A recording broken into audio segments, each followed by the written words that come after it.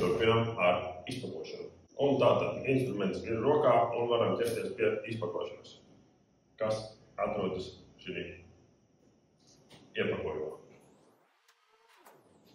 Rātīgi atveram visu vaļā, lai nesabojām to iepakojumu. Un tātad viss izpildījums ir kartons, otrais pārstrādāts kartons, līdz ar to mēs arī šo te ejam zaļo kursu un cenšamies pēc iespējas mazāk izmantot šādas te plastikas sastāvdaļas.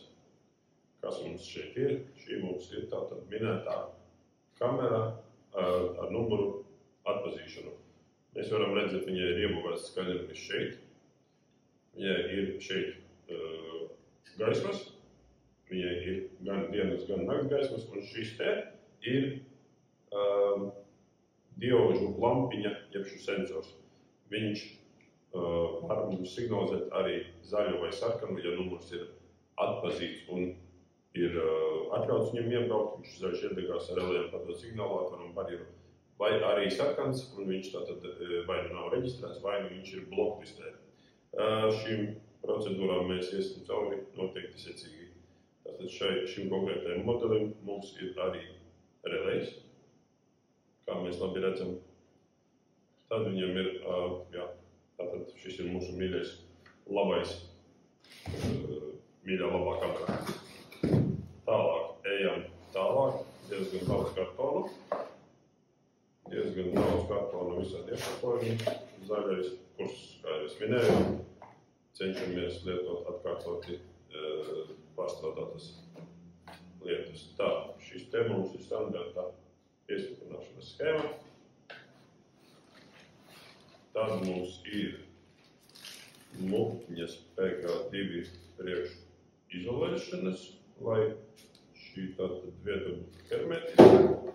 Un mums ir arī gabals ar gofru. Šādu pirmo reizi redzu. Jā, bet jā, mums ir vesels gabals ar gofru.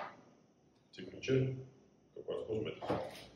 Un kas vēl šeit ir arī plāksnīte, ko mēs varam tātad pret vibrācijām 3M plāksnīte pie, teiksim, metāla sienām, pie sendviču paneļiem, lai mazāka vibrācija un lielāks hermetisms. Tālāk. Ar to,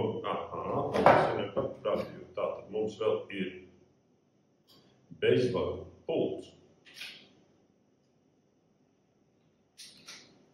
Tātad bezvadu pults šai kamerai. Reku mums ir iespēja tātad atvērt, aizvērt, SOS izsaukums, interesanti. Šo es nebiju manījis, bet šo mēs noteikti notestēsim.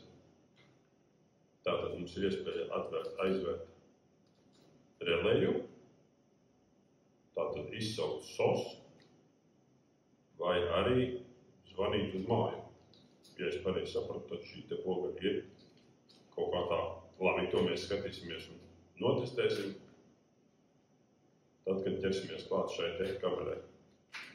Jauki, man šis jau patīk. Un vēl mums ir tātad skrūves ar dībeļiem un arī skrūves, ar ko pieskrūvēt pašu kameru pie citiem stiprinājumiem. Nu, ko draugi, šis šai kamerai ir arī viss.